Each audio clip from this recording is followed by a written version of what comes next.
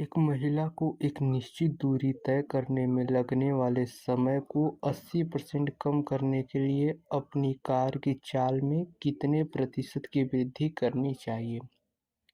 देखिए, कोई महिला अपना जो कार से चलने वाले समय लग रहा है उसे वो 80% कम करना चाहती है। अगर 80% को हम फ्रैक्शन में बदलेंगे तो ये हो जाएगा, फ्रैक्शन में बदलेंगे 80% को तो ये हमारा हो जाएगा 4/5। यानी हम कह सकते हैं कि अगर कोई महिला पहले 5 समय ले रही तो वो अपना समय को 4 घटा रही, यानी अब 1 समय लेगी। ठीक है। और जो चाल होता है ये टी था, और जो चाल होता है स्पीड हमेशा टाइम का उल्टा होता है, यानी पहले जो 1 की स्पीड से चलती थी अब 5 की स्पीड से चलेगी।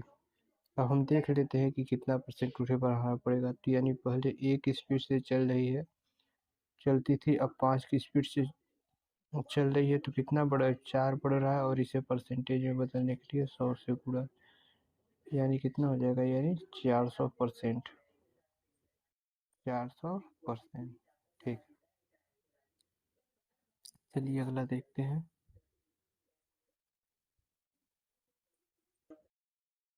अगला सवाल, पहले पूरा मिटा दे इसको।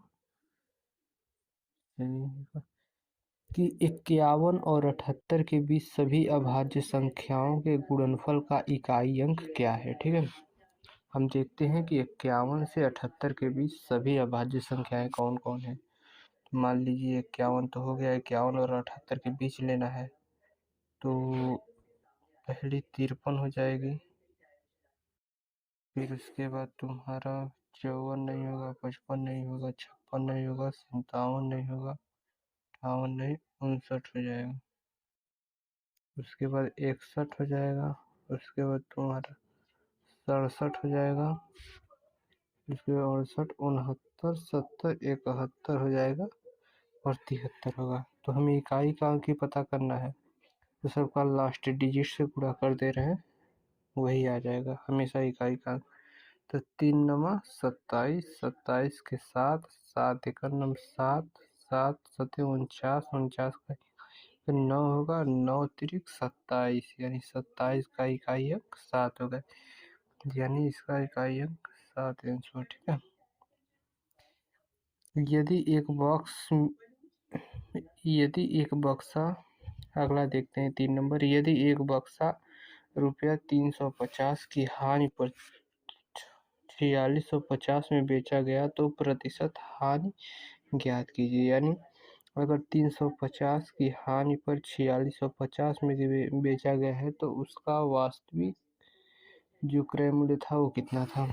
यानी सीधा हम देखेंगे 4650 में 350 जोड़ेंगे तो ये आपका 5000 हो जाएगा, यानी 5000 का सामान था, वो 350 की हानि पर बेचा गया। तो देख लेते हैं परसेंट, 100 से गुणा करके कितना परसेंट हानि पर बेचा गया। तो ये 2 जीरो से 2 जीरो खत्म, 0 से 0 और 5 सत्ते 35, यानी 7%